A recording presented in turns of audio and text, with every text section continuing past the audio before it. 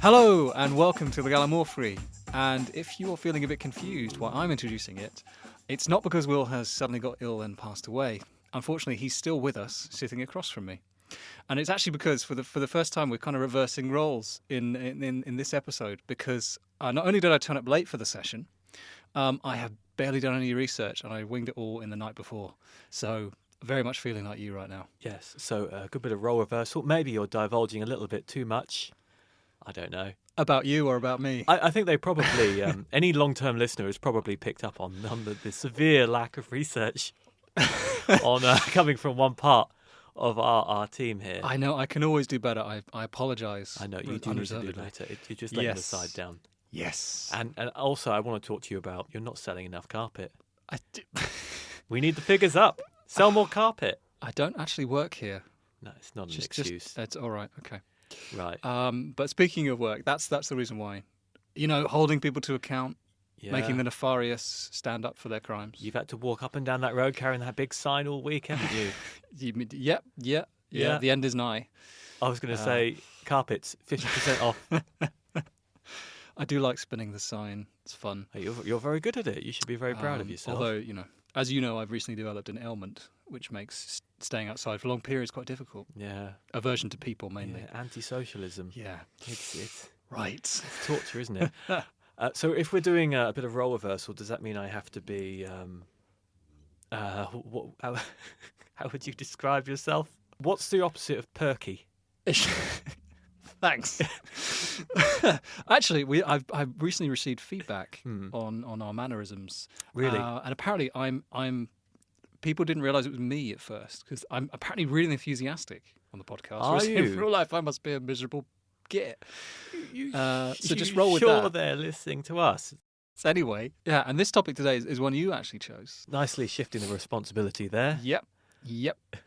So you do remember, right? I do remember, yes. So this episode, we're going to be talking about the Knights Templar, which hopefully you would have guessed anyway from the clue at the end of our last episode. I mean, it was a very...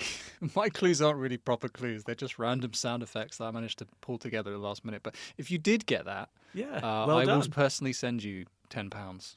But there's no way of you proving it, so I can't actually personally... Forget I said that. Have you got £10? I might do in the future. Well, you're not getting a commission unless you sell that carpet.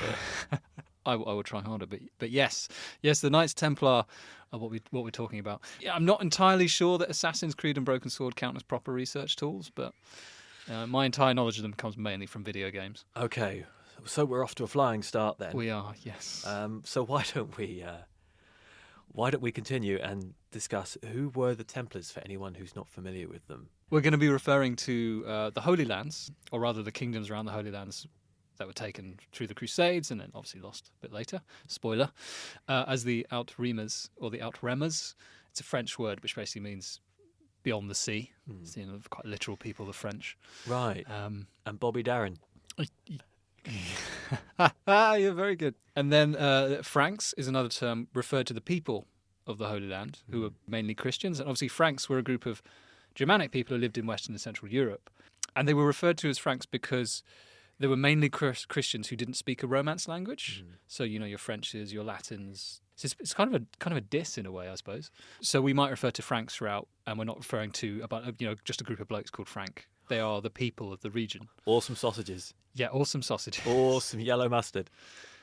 Frank's mustard. Frank's mustard. Yeah. Does he know people are eating his mustard? Don't know. Any connection?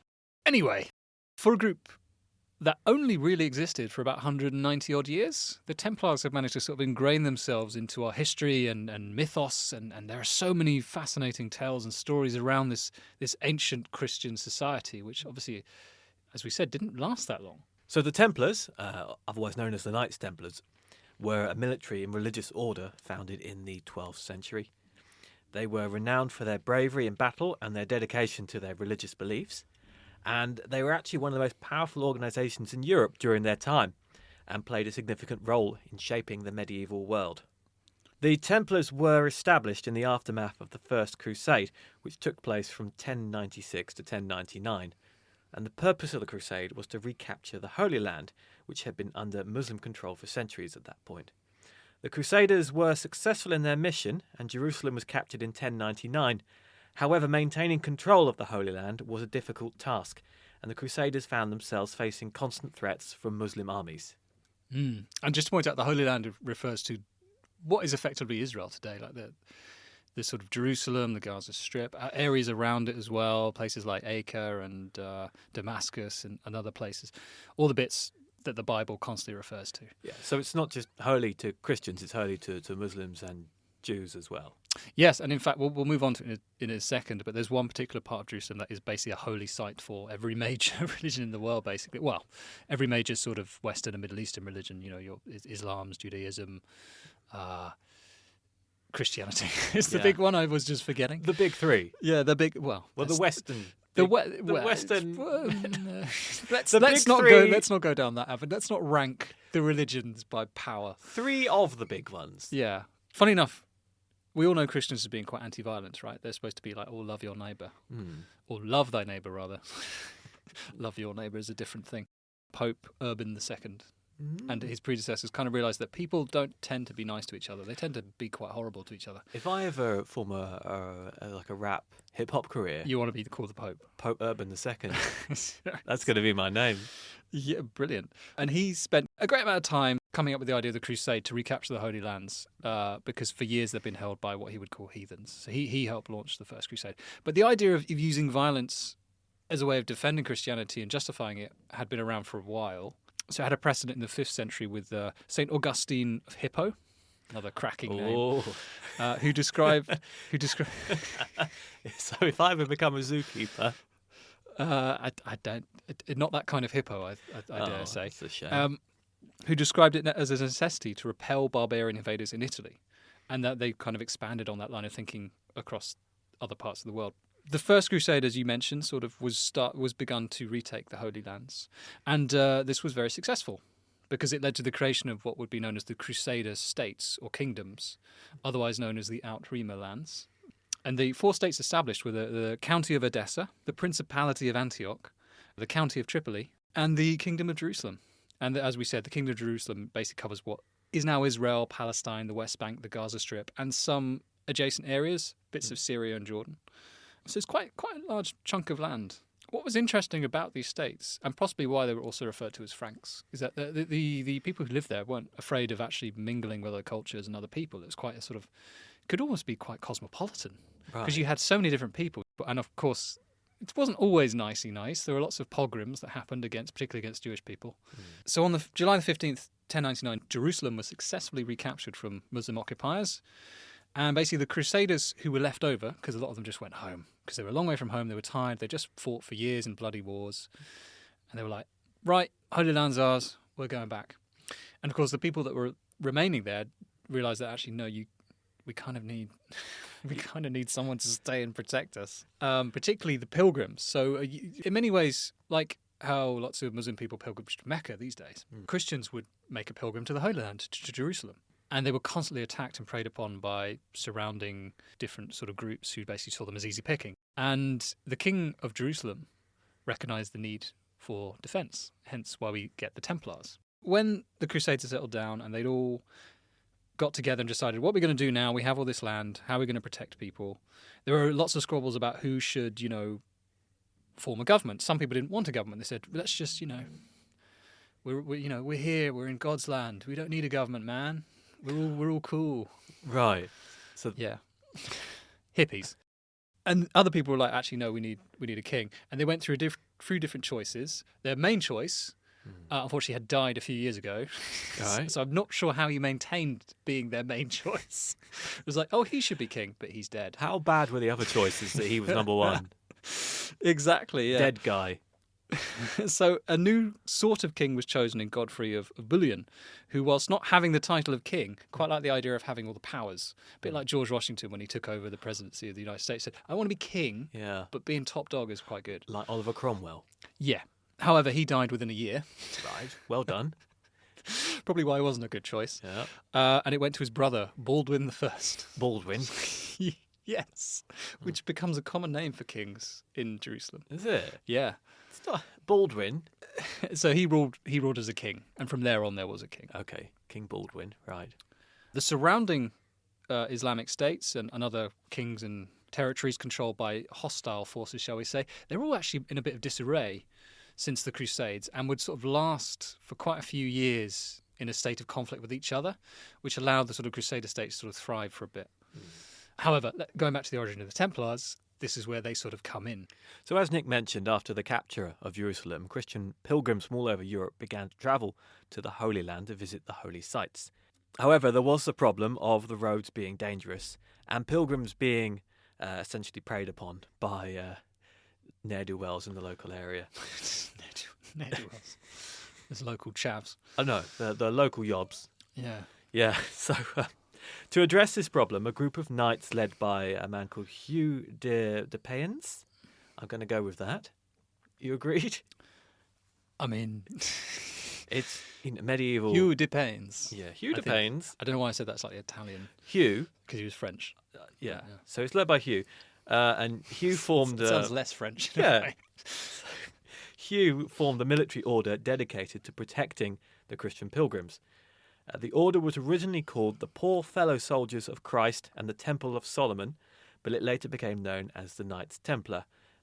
You can probably guess why. It's a bit of a mouthful, isn't it? Just to add to that, he was the founder, Hugh, but there was another sort of key figure. Yeah. Who had, again, a very, I guess what I would see as an English name, but it's actually quite French, I suppose. Godfrey of St. Omer. Oh, another Godfrey. Another Godfrey, yeah.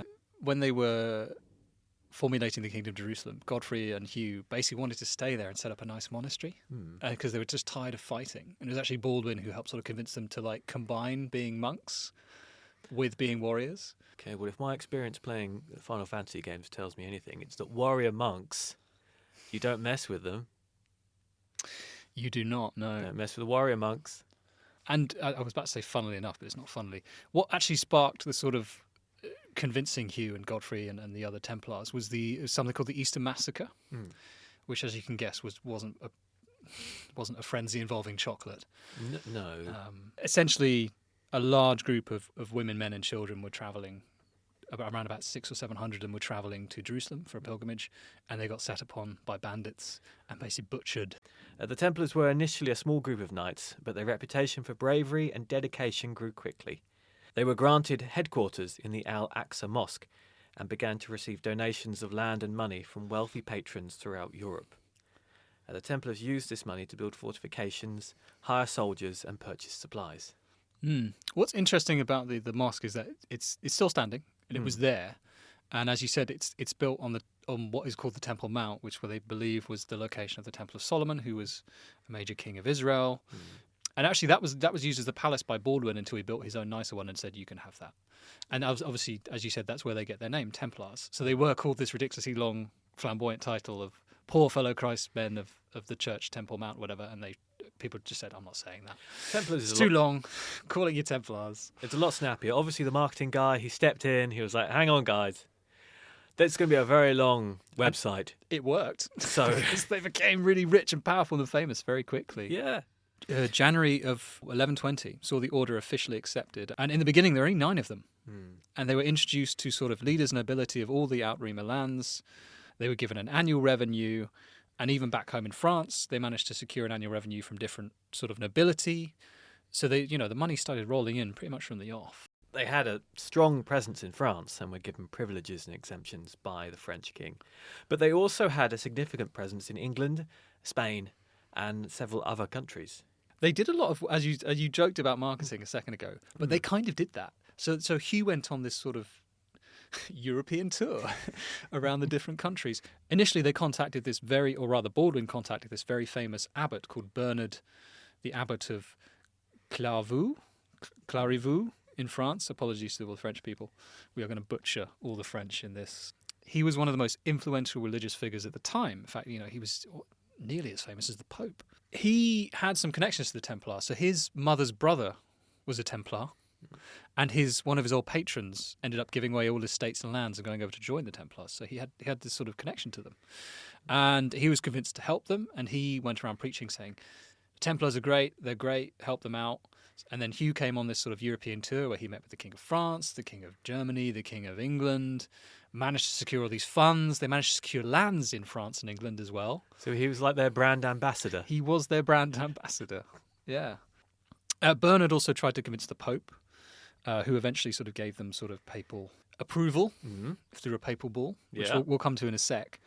In this time, when Hugh landed in England in 1127, he met with King Henry of England, who immediately gave him loads of silver and a place on Chancery Lane.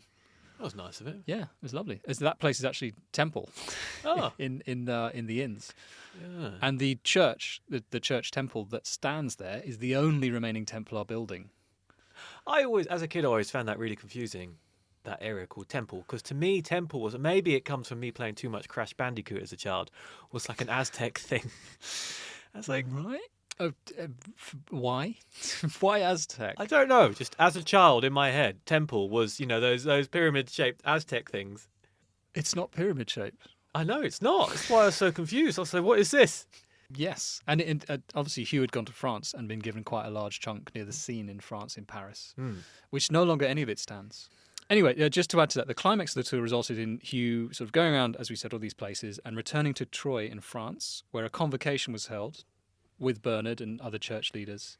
And here they established the Templars' tenets, which were proclaimed by Hugh and then later sort of codified by Bernard himself. So these initial tenets were: attend church services, have communal meals, only wear plain clothing, pledge allegiance to the Grand Master alone, and no chicks. Right. So celibacy. Yeah, but also you couldn't really be a woman and a Templar. Oh, okay. So right. you couldn't look at a woman, you couldn't touch a woman, you couldn't talk about sex. Right.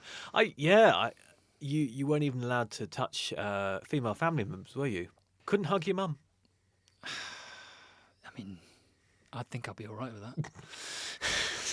that. Your mum doesn't strike me as a hugger. She is a hugger, actually. She's very much a hugger. Maybe that's why I don't like hugging. She strikes you as more clip round the ear type. Oh, she does that as well. Yeah. That's probably why I don't like it. It's like she give you a hug and then Yeah. surprise clip. I think that's what they call tough love. So quite the party. However, they were allowed a horse Yeah. and some servants. Well, that's nice. So it wasn't all bad. So Bernard took these rules and drew them up into a Latin rule of 72 clauses. So he managed to pad that out. Yeah. And these became canon for being a Templar, and there were some additions to it. You had to renounce all your worldly goods, your wills. You had to fight for the salvation of Christianity and yourself. Hold world matters cheaply. You had to dress only in white to represent chastity. Oh, okay. Yeah. They also had to shave their heads, but they couldn't shave their chins. Oh, okay. So I'd be doing all right with this beard, You would, but I would have to lose the top of it. Well, there are certain religions today where they're dissuaded from cutting hair, aren't there? And as you mentioned, as you said, you couldn't touch a woman, you couldn't talk about sex, you couldn't swear, couldn't use any foul Are language. you saying that they couldn't wolf whistle? They could be like, oh, all the things I'd do to her. Oh, Yeah, they couldn't do that. None That was of a big that. That's a big no-no. big no-no. Big no-no. Right. Could they read the sun? It's definitely not. No, No. definitely. And if you got gifts, or if you wanted to have a casual chat with a stranger, you had to get Grandmaster approval. I don't know how you recruit new Templars if that's your rule. Well, a lot of people surprisingly wanted to be, because they obviously wanted to be close to God. And if you broke any of these rules, you'd have to do a penance, and worst, you could be expelled from the order, So again, which to me sounds a bit like a blessing more Does than a a bit. curse. Maybe it'd be quite shameful. I know. Daily routine was 4 a.m. rise for service, attend to your horses, then go back to bed. Yeah, good idea. 6 to 12, attend more services, keep looking after your horses. Right. There's a lot of horse and service action here. Horse and service. Service, and service horse. Yeah. Noon, dinner time, Yeah. completely in silence as someone reads from the Bible. Dinner and the show. That's the worst cabaret ever. 3 o'clock. Dinner in silence while someone reads from a Bible. And you shall burn in fiery hell. Ooh, this salmon's nice. It makes Butlins seem amazing.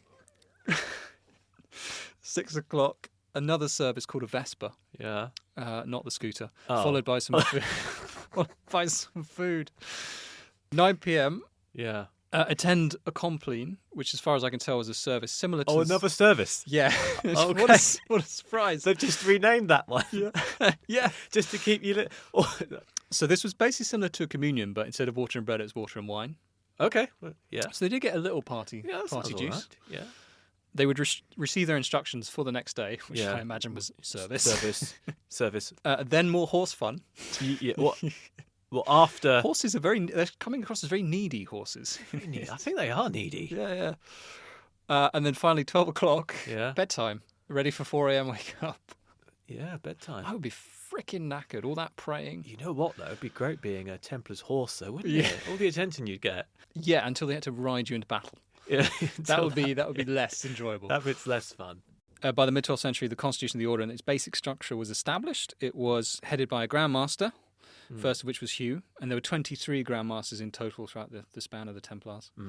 They were elected for life and served in Jerusalem, which was their sort of headquarters. Okay, so a bit like the Pope, but I mean, he's obviously in Vatican City, but he's supposed to be elected for life, isn't he? Although when they were given papal approval, they were answerable only to the Pope. So he was top authority then. He was top authority. So all the Templars answered only to the Grand Master, who then answered only to the Pope, Right. who then answered only to God, if you believe that. Yeah. I assume the Pope did believe that. Where they do become answerable to the Pope was actually achieved after Hugh died in 1136. Right. So he was replaced by Robert Crayon. Robert Crayon. I'm probably pronouncing it wrong, but I that's think you probably... Robert Crayon. Crayon. Would you march into battle behind Robert Crayon? Oh, it colour me excited.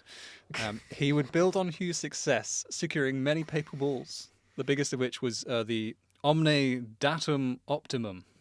Is that Latin? It is, yes. Omne Datum Optimum. Is that better? Yeah, I like it. It does lend itself to chanting, doesn't it, Latin? It does. In 1139, it made them officially part of the Catholic Church, answerable to the Pope alone, as we mentioned, and sanctioned all their fighting in the name of Christ. So they could go and kill whoever they liked in the name of Christ, in defence of Christians. Was this the point then when they could do what they liked? They could cross borders. They could kind of do their own thing without having to worry about local government and stuff because... Yes, although a combination of different papal bulls from the next couple of popes also helped that. So for the first 3 decades of the order, there's actually very little on record to show what the Templars did beyond just gathering money. When King Alfonso of Aragon in Spain died childless, he actually left his kingdom and fortune to the Templars, as well as the Church of the Sepulchre and the Hospitallers. The Knights Hospitallers were essentially knights that attended to the injuries of pilgrims and Christians in the Holy Land. So they're basically like Doctors Without Borders today, like medics. Medics with a holy bent. So they weren't really knights, but they were, yeah. So, and they were kind of rivals to the Templars in a way. Okay, so they if you got hurt, they would run on with the magic sponge, would they? Yes, okay. and an orange. Yeah, that's a very useful thing to have. The King Alfonso's will, however, was contested and adjusted, but by 1143, the Templars had castles, royal revenue, and potential lands conquered by Spain, as well as in the Muslim lands. In the west, there was rare need for fighters, but the Templars went to work building border forts to prevent any Muslim encroachment in the Iberian Peninsula. And it's one of the interesting things about Europe is not many people know that the Iberian Peninsula for centuries was largely, the southern bit was largely Muslim. Yeah, it's the Moors, wasn't it? It's actually, when you look at a lot of Spanish food, there's a real sort of North African Arabic influence to it. Strangely, further out in the Christian kingdoms of the Holy Land, where there were battles, Templars were recorded only appearing in 3 skirmishes between 1119 and 1148, all of which were defeats. It's a good record so far. It's a good record. Here's all this money. Oh, we just keep losing. This lack of knowledge might have been in part due to lost records, as the Templars helped guard Antioch, and many saw Jerusalem's continued existence in no small part down to them.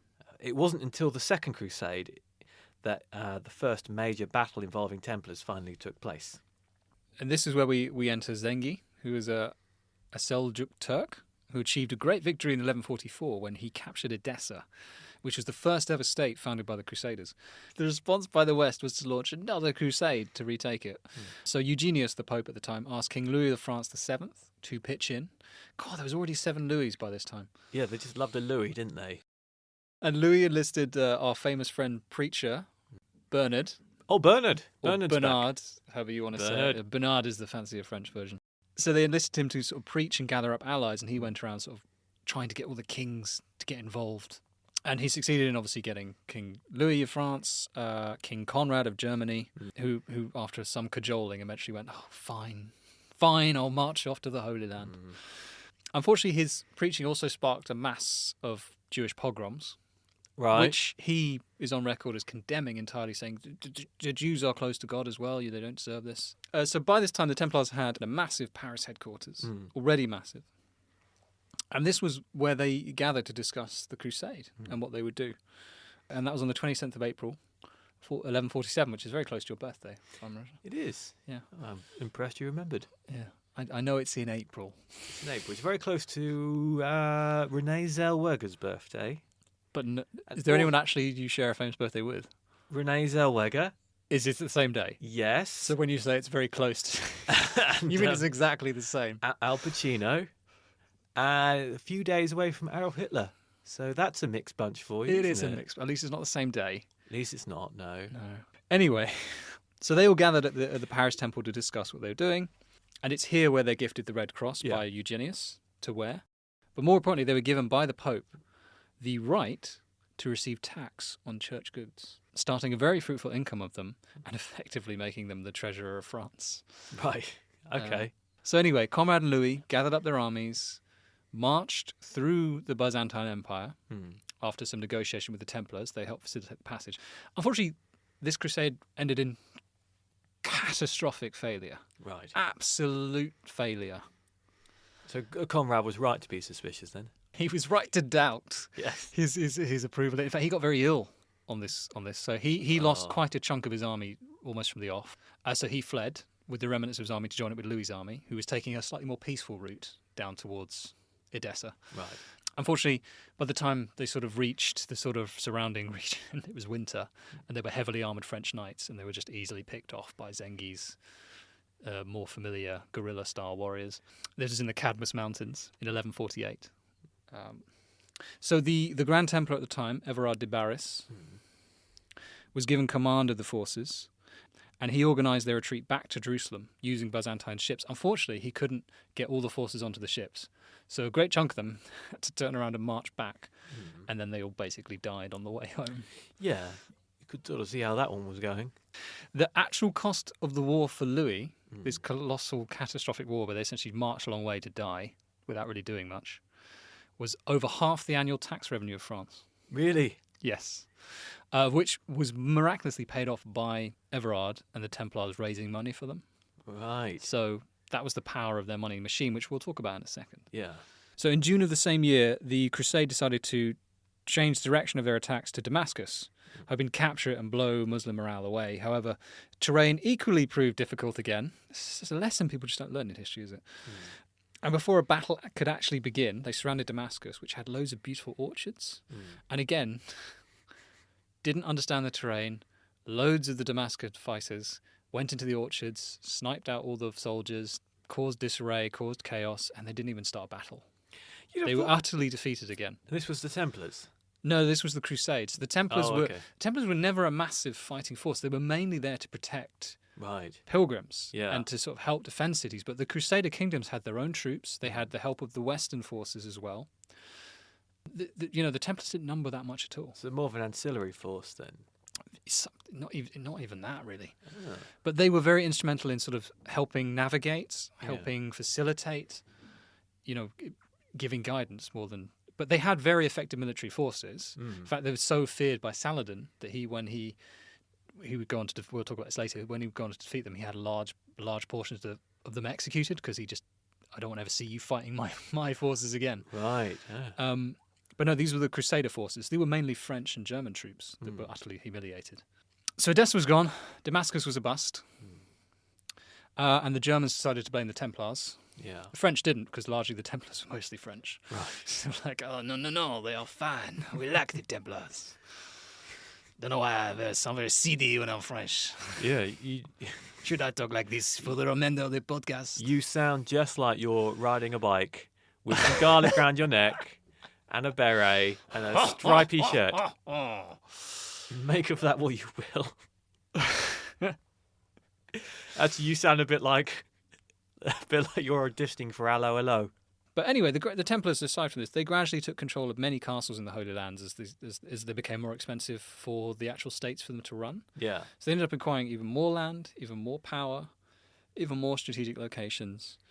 In fact, by 1188, it was estimated almost a third of Outremer lands were in the combined hands of the Templars and the Hospitallers. While they were fighters in the east, there was something far more terrifying in the west. They were bankers. So as Nick mentioned, the Templars also dabbled in a bit of banking as well. Their pious nature, however, meant that many actually trusted them with financial matters, and their position as a religious international organisation allowed the wealth to roll in. It placed them next to many heads of state needing a handout. But this success as financiers and bankrollers would ultimately be a detriment to them. Unknowingly, they were bankrolling their own demise as nations began to grow the idea of nationalism. Yeah, so one thing to point out is the Templars are actually seen as one of the first sort of major multi-conglomerates. They were almost like a corporation in the sense that, they had easily replaceable people. They had a sort of very focused common cause, and they were operating in multiple countries, servicing financial needs. Sort of HSBC of the medieval world. Yes. Templar banking. Banking with a smile and a cross. Acre was the Templars' principal port and later their headquarters after Jerusalem fell to Saladin in 1191. But they had a presence in all major ports in the Christian kingdoms within the Holy Land. And they dabbled in it all.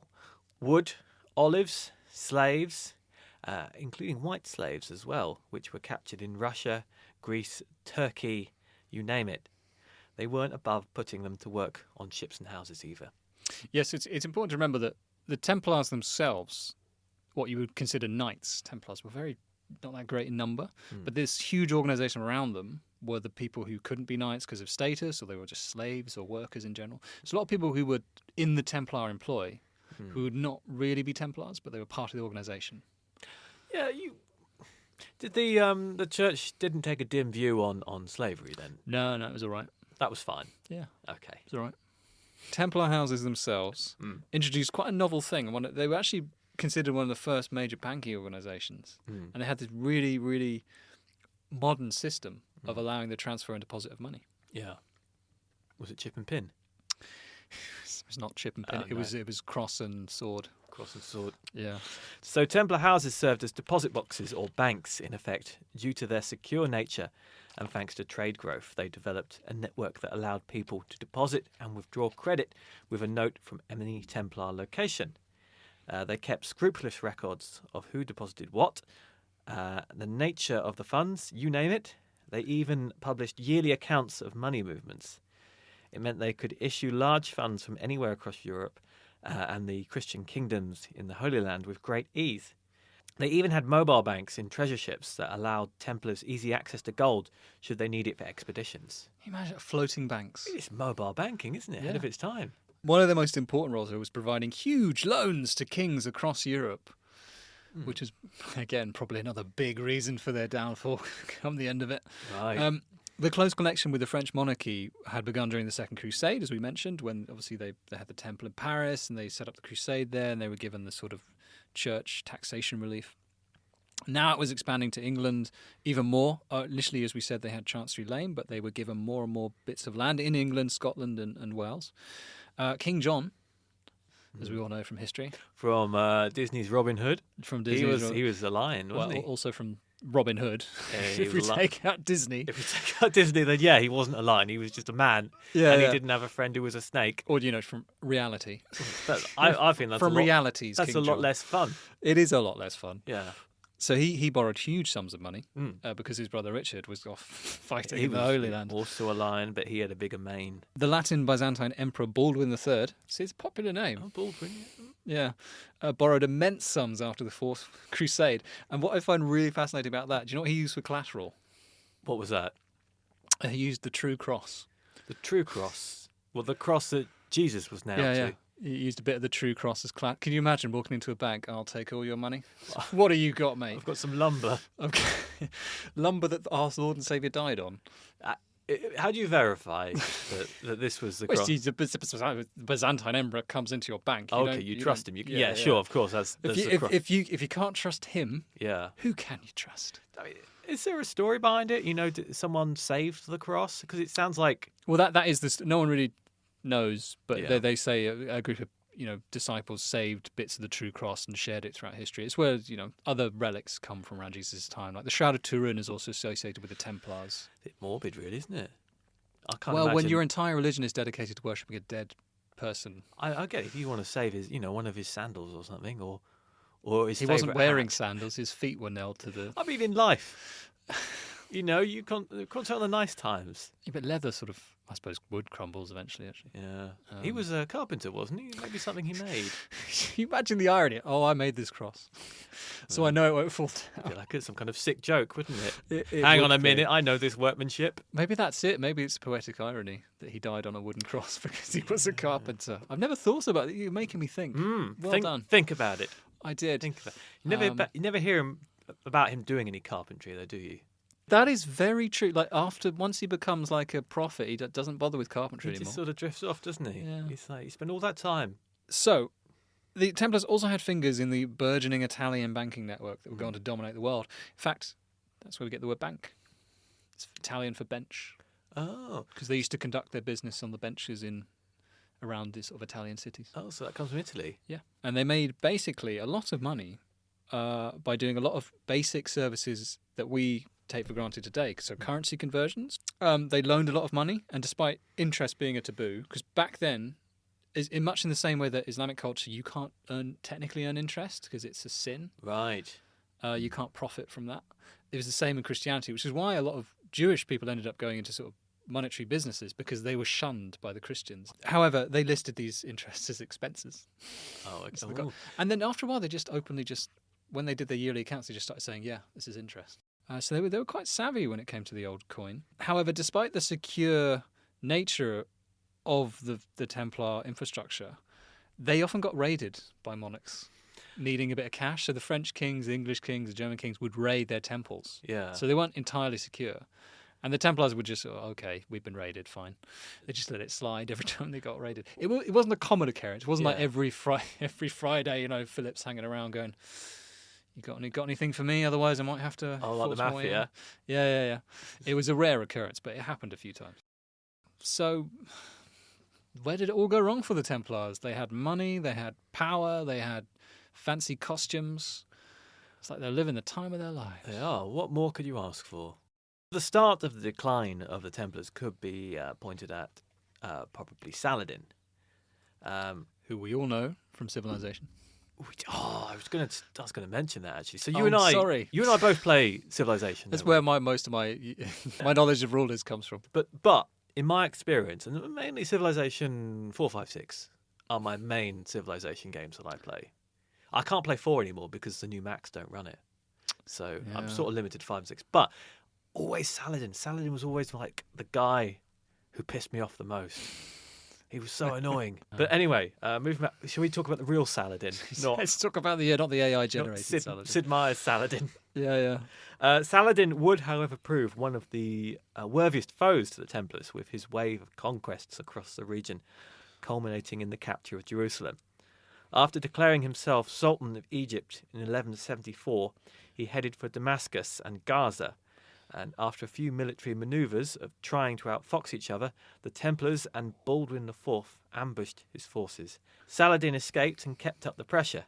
By 1180, a truce was declared due to harsh weather, and it meant that Saladin could consolidate his opposing Muslim forces, and Baldwin was brought some time for survival.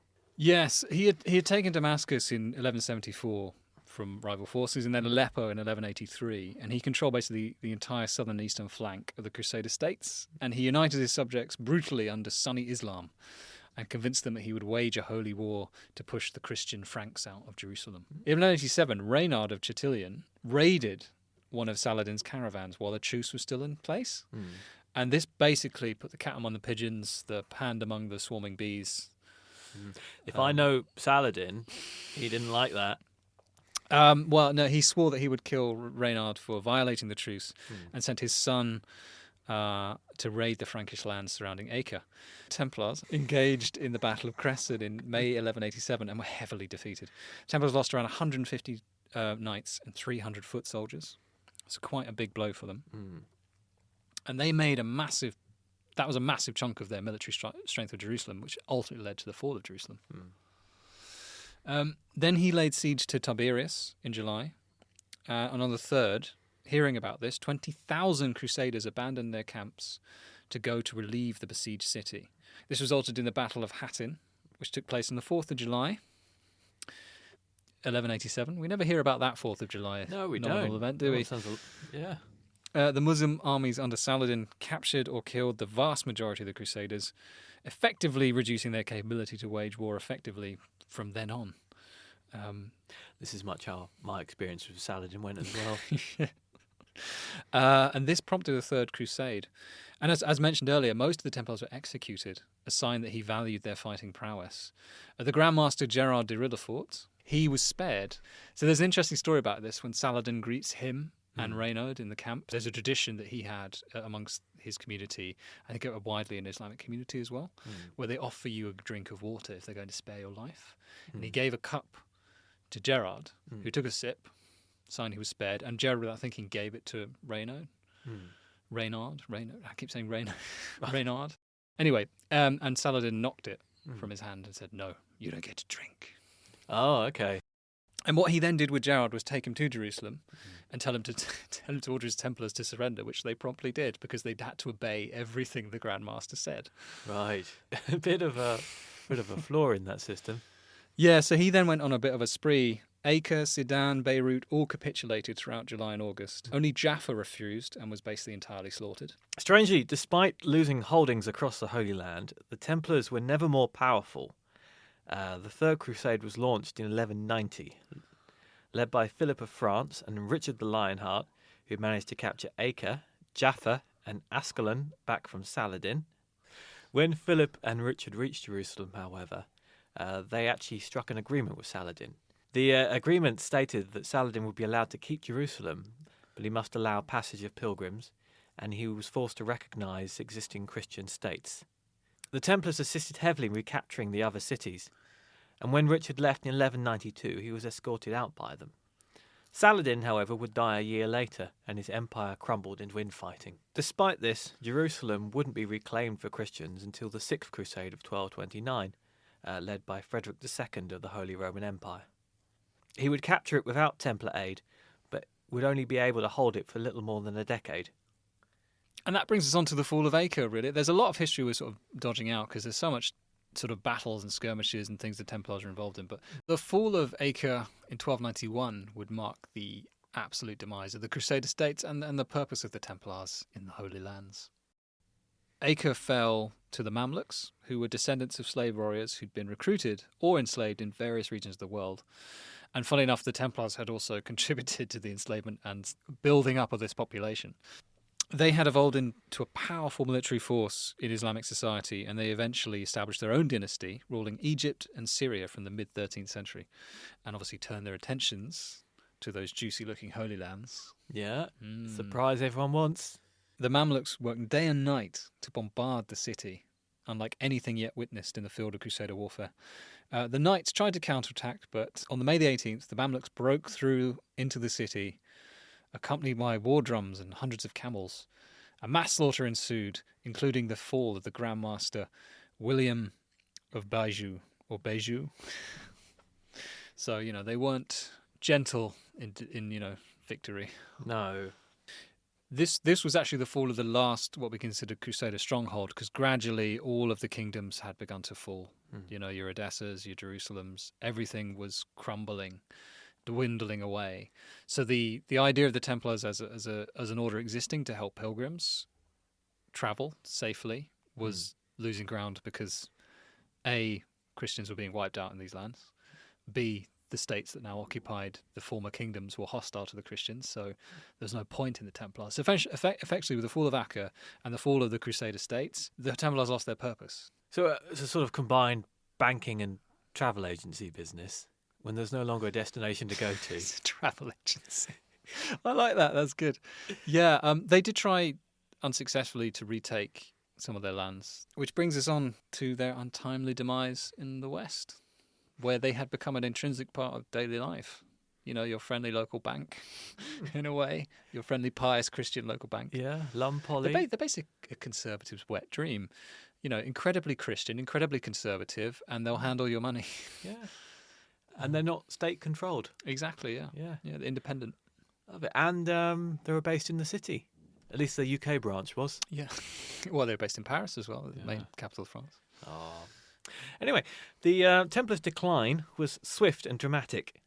As mentioned previously, the Templars' reputation for wealth and influence had made them enemies, and the King of France, Philip IV, was particularly hostile towards the Templars, as he believed they were a threat to his power. They had become a state within a state, which ended up frightening quite a lot of Europe's leaders.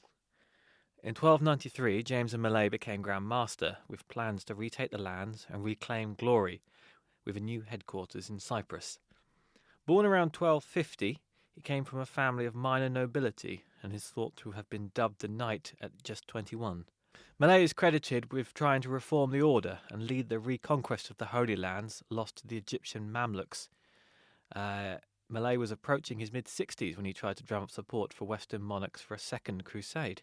So, yeah, by around this time, many considered both the Templars and the Hospitallers, because obviously their purpose was removed as well after the Crusader states fell, sort of too big to fail. So they kind of wanted to roll them into one, which neither side particularly liked the idea of. Western societies never sort of viewed them as particularly corrupt or out for themselves or as dangerous. They viewed them as noble, holy knights. And that image sort of changed very drastically with the fall of the Crusader states and the sort of shifting of attitude in Western Europe, who were just tired of sending troops to the Holy Land only to have their crusades fail. And even though the Templars weren't responsible for those military failures, I think a part of the blame was assigned to them. In 1307, Philip IV ordered the arrest of all the Templars in France. The Templars were accused of a range of crimes, including heresy, blasphemy, and sodomy.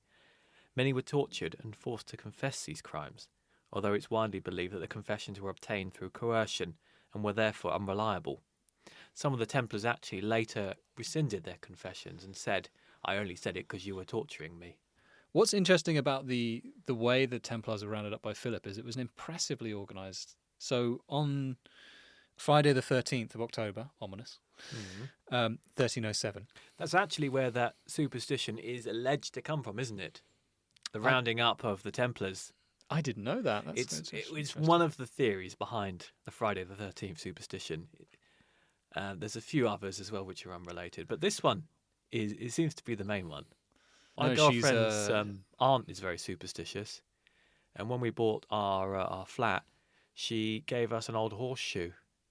And I was like, "Well, what are you giving us this for? What, do you want me to put it in the bin for you?" She goes, No, you have to attach that above your door. I'm like, I live in a flat, so I don't know if the neighbours are going to like me attaching, old horseshoes. Could you put it on the inside? Oh, I could, but then, it doesn't really fit the decor, does it? Would it fit the decor outside? No. So I'll put it in the shed. Above the shed door, I thought then we could have a lucky shed. Your flat had a shed? Yeah, it's a weird flat. It's got a garden and a shed. On the balcony. We call it the shed. Why is a horseshoe? That's just a weird... It is. We could do a whole episode on superstitions, couldn't we? Because some of them are a bit mad, aren't they? I walk under ladders all the time. I used to work on a building site, so perpetually unlucky. Oh, yeah. Although, I tell you what, I'm not superstitious, but I think it's ingrained from years of my mother saying it. But every time I see a magpie, I do say hello, General. And occasionally I'll give it a little salute. It's an old superstition. Well, that's at least the magpie might enjoy that. I doubt it. I don't think the magpie gets any sort of joy out of our interactions. We have a black cat that lives with us, so is Georgie a witch? No hope there. She might be. Right. Okay. We got a broom. I do unlike the Harry Potter of the carpet world. You are the chosen one for soft furnishings. Carpety-darpety. Anyway, on Friday the 13th of October 1307, King Philip IV of France ordered the arrest of all Templars. So this was a mass arrest of over 2,000 men all at once. Although, to be fair, they were all sort of mostly middle-aged white men who were quite soft around the belly, so it wasn't like they put up a fight. Plus, being Templars, they wouldn't put up a fight anyway. What did they do with the horses? These ones didn't have as many horses as us, but obviously any horses were confiscated by Philip. What's interesting, though, is Philip had form in this. So it wasn't his first rodeo mass arresting people. I see the connection. Yeah. Thank you. Very good. He had done this previously against Italian bankers because he was jealous of their wealth and power, and then against the Jews because he was jealous of their wealth and power. Do you see there's a pattern? Yeah. Yeah. He's a very paranoid man and also just lazy. So he just like, I'm not going to make my own money. I'm just going to take it. So he wasn't a very imaginative man, was Philip. But the Templars' trials were actually held in secret, and they were not allowed to have legal representation. Despite this, many of the Templars remained steadfast in their denials of guilt. As we said, some even recanted their confessions, stating that they had been obtained only through torture. Yes. I mean, initially, actually, the Pope came to their aid. He's the big boss. He defended the attacks by Philip until Philip managed to get those confessions, and then he sort of had to say, well, okay, if they're admitting to it. He's got a bit of PR disaster there, hands tied there, yeah. Yeah. So in 1312, the order was officially disbanded by Pope Clement V. Many of its members were executed or imprisoned, and its wealth and property were confiscated. Yes, so 54 brothers were burned at the stake after the 1310 trial. In 1314, James of Malay, obviously the current Grand Master, was burned alive. He requested to be facing Notre Dame on his knees as he burned.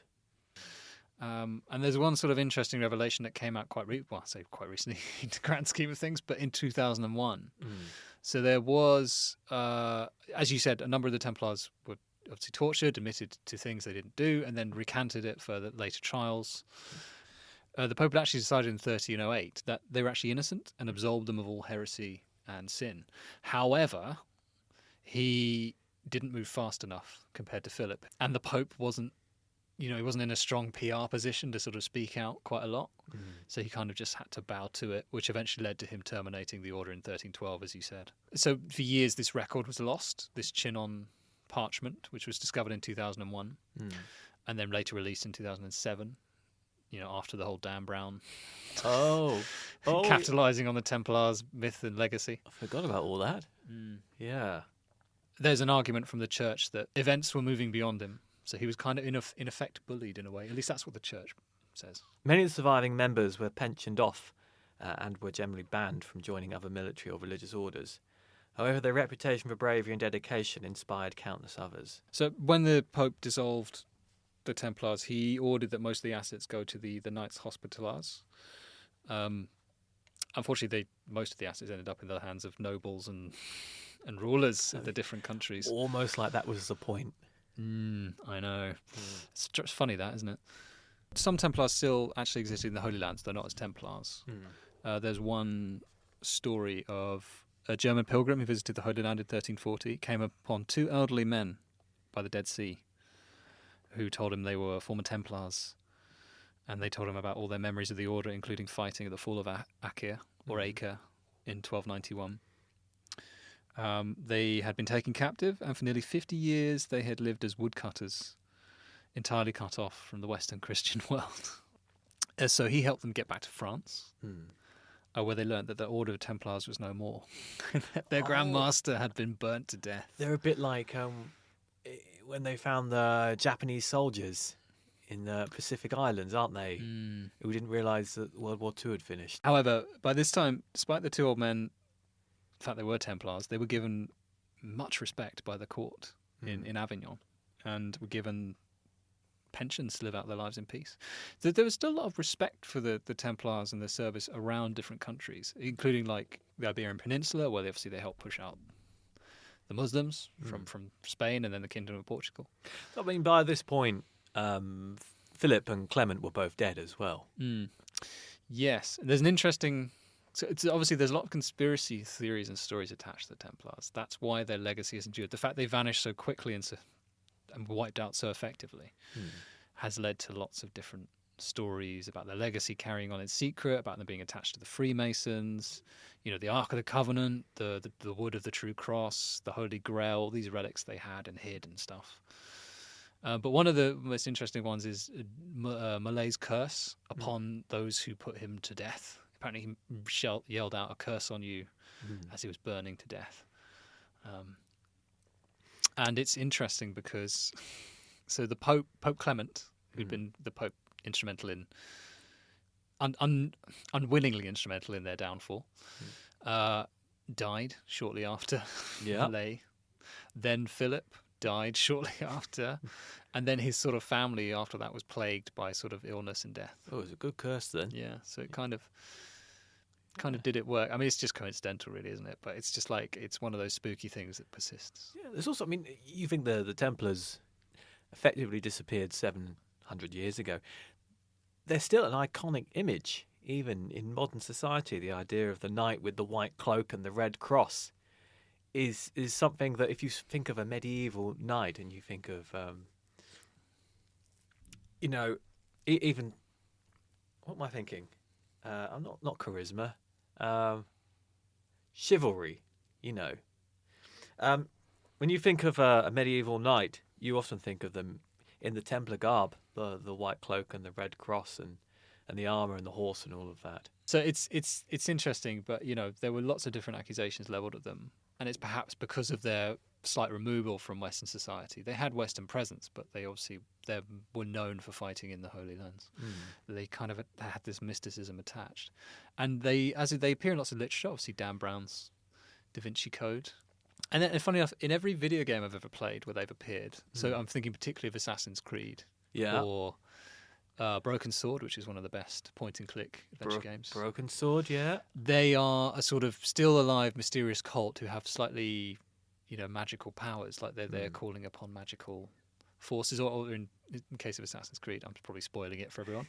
So sorry. I think that game came out like 15 years ago. Yeah, but there's like 100 of them. They're kind of like they sort of have mystical power given them to, I think, by aliens or some shit, some rubbish like that. Yeah, they're always like the secret society, aren't they? I think they sort of get. I mean, you can see why there's that kind of connection people make between them and people like the Freemasons. And this kind of, secret underlying society of people who are influential and pulling the levers, but we don't know about them and stuff. Yeah, I think it's because the Freemasons are obviously a Christian society who you're quite pious in the same way that Templars were. But there was a lot of claims, perhaps, not necessarily by the Freemasons, but there were claims around the Freemasons that they had access to secret Templar knowledge, so therefore they were a slight continuation. Yes, from the impression the Freemasons, for all their mystique and everything, are just a bunch of businessmen who get together in their clubhouse every now and then. Which is a bit like the Templars, to be fair, who got together in their clubhouses, bit of prayer. Less horses, though. Bit of money. Well, nowadays, but, when the Freemasons were founded, they would have loved a good horse. Oh, yeah. Not sure about, getting up at 4 o'clock in the morning to clean the horse, so... But yes, so one of the first knight-monk combinations in Western society, at least, and first bankers, they have enriched our literature for the last a millennium. Influential, iconic, but maybe not quite as mysterious as we might think they are. No, there's a lot of prayer, a lot of monetary transactions and general everyday Christian life, sadly.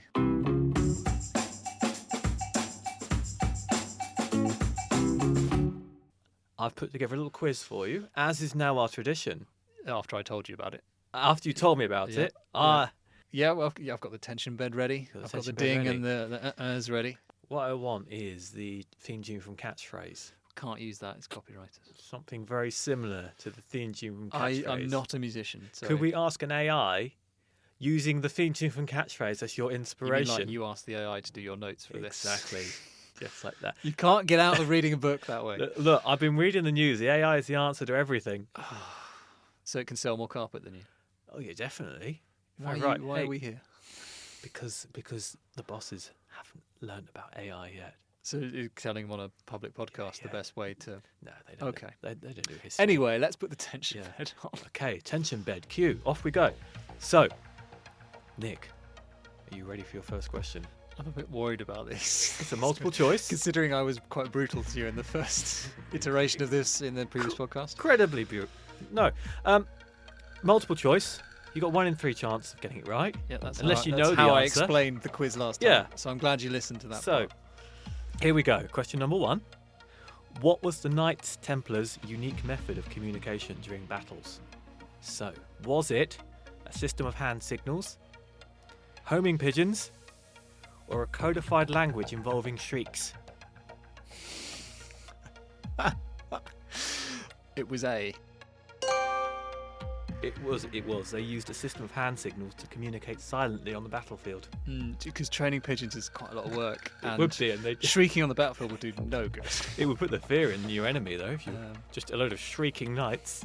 Good, 1 for 1. So I've got 1. So Yeah. I've equalled you, which is a good start. You've done well. Yeah. So, next question. Yeah. What did the Knights Templars seal depict? Oh, come on, put a bit of dramatic tension into this. Okay, I'm going to be all Jeremy Paxman. He doesn't put much tension I in. mean, that's a university challenge. It's not really this. I'm I'll thinking be, more like Victoria classic, Corrin. No, I'm thinking more like classic Chris Tarrant. Classic. Oh, right. Yeah, We're going to go Chris Tarrant, not Jeremy Clarkson. I don't think we want to go. Could Jeremy I go Clarkson. Anne Robinson, maybe? If you, sure, if you want to be really brutal. What? Nick, you fool! I don't think she was that on the nose. What did the Knights Templar seal depict? Was it Jesus wielding a scimitar? Was it 2 knights riding a single horse? Jesus, that's great. Was it the planet Saturn? I mean, for a start, a scimitar is not a weapon ever associated with Jesus. It's 2 knights riding it. It's the famous symbol of them riding a horse.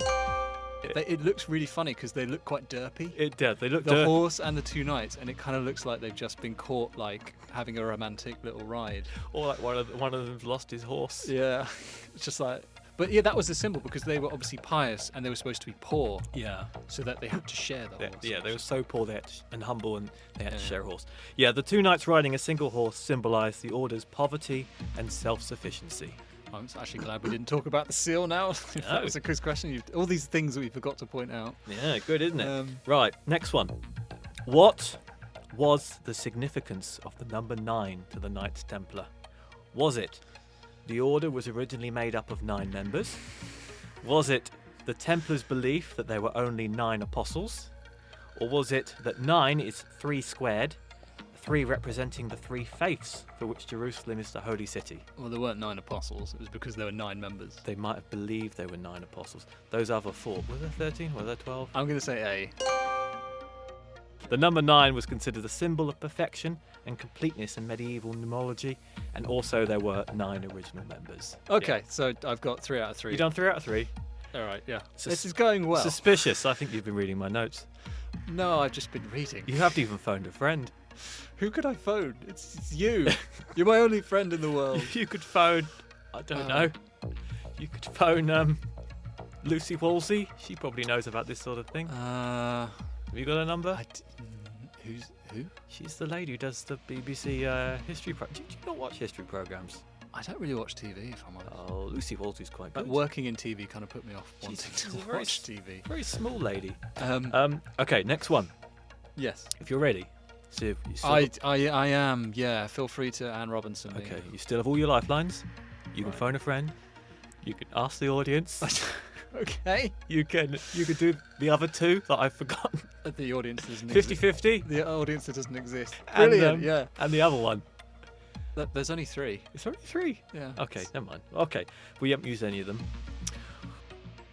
Which of these was a real Templar ceremony? Mhm. The ceremony of the donkey, the ceremony of the goose, the ceremony to end all ceremonies. Oh my god, that sounds terrifying. It sounds like marriage proposal. It does. I'm going to say the ceremony of the donkey. No, you're wrong. It's the I'm ceremony wrong. of the goose. Would you like to hear about the ceremony of the I goose? would. So during the chapter of the goose, or the ceremony of the goose, a live goose was brought into the room and presented to the new member. The goose was decorated with ribbons and had a small golden or silver ring attached to its foot. Are you sure this is real?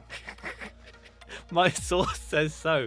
I'm going with it. The new member was then required to swear an oath of loyalty to the order while holding the goose. I'm afraid I didn't come across any. I mean, that's incredible if true. I just really like it, so I'm going to choose. I'm going to choose to believe it's true. But where I'm just curious to know where you got that information. I got it from a Spanish language website that I translated using Google Translate. Right. Okay.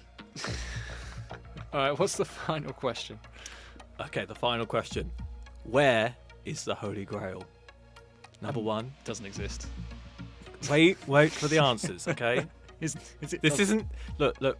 Paxman wouldn't stand for this. Well, you're supposed to be Anne Robinson / Chris Tarrant. Robinson wouldn't stand for this either. Right. Where is the Holy Grail? Is it up your bumhole? Right. Is it... Just give it some thought. I'm feeling. Is it in Glastonbury? Okay. Or is it nowhere because it doesn't exist? I'm going to say nowhere because it doesn't exist. The only comment I have for this is ask Indiana Jones. Okay, who doesn't exist as well. It doesn't exist. So 4 out of 5. I mean, 2 of those I'm pretty sure aren't technically proper questions. What do you mean? Ceremony of the Goose. That's a classic Templar. Although, fun fact about the Holy Grail, it's actually thought to, if it did exist, have been a dish. Oh, a dish, not a little cup. Not a cup, no. I always think of it as being like, on school sports day when you get the little teeny trophy, being a bit like that. Yeah. Although you do get dishes as well. I think the Community Shield in football is literally a dish of some kind. I think it is, yeah. But no, they're just dishes in a lot of as a sort of trophy. Mm. Yeah, a dish is far more useful than a goblet, really. It is. It takes up more shelf space, though. Yeah, but it's nicer to look at. It is. You could eat your soup out of it. Mm. Cereal, yeah, porridge. Yeah. Well, that was enlightening. It's like I'm not casting aspersions around your knowledge. My Spanish language, poorly translated sources. Yeah, there's a reason I didn't include that in the main. Because it's bollocks. It's potentially bollocks. But I thought, right. Well, you know what? Sometimes we talk about having a guest on the show, and I think having an initiation ceremony would be a great way of introducing them to, our way of doing things. And the ceremony of the goose, perfect. What better way to initiate? All right, but you're going to have to procure the goose. That's funny. Maybe you could do the ceremony of the cat.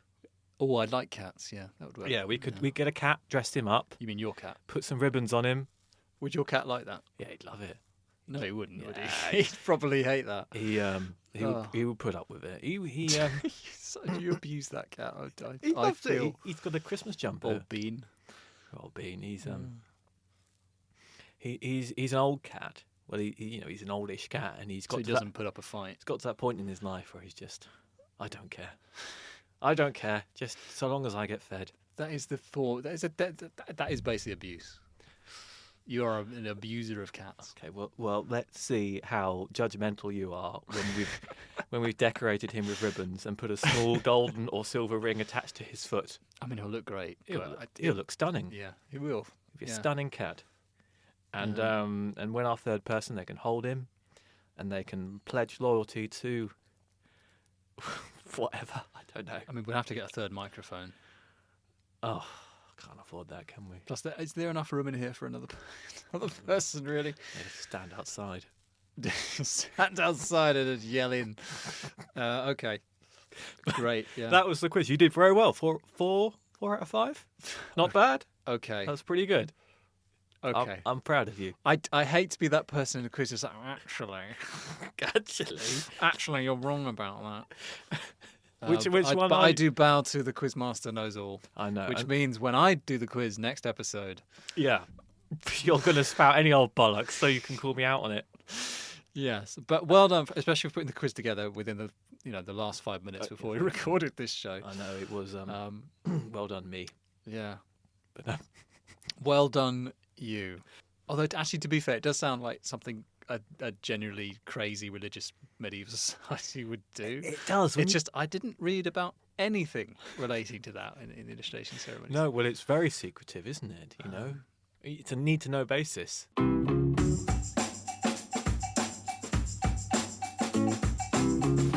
So with that, I hope you found that insightful, and you've learned, as Nick has done, something new and interesting. Yes, hopefully the preceding part of the podcast before the quiz was very enlightening. Yes, for the audience. But yeah, the Templars, very brief whirlwind tour, but it was interesting.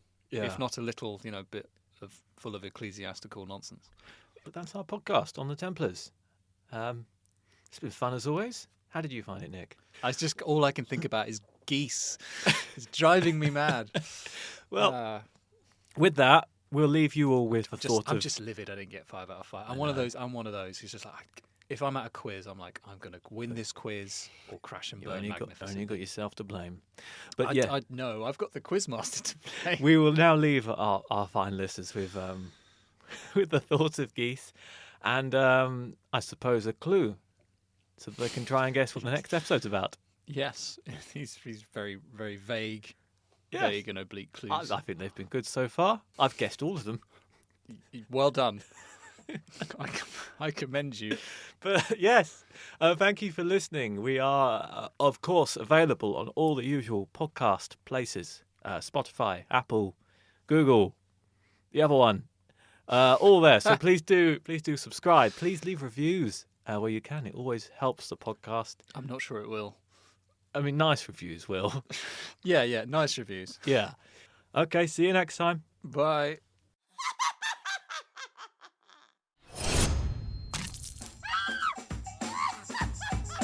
Spina Marta.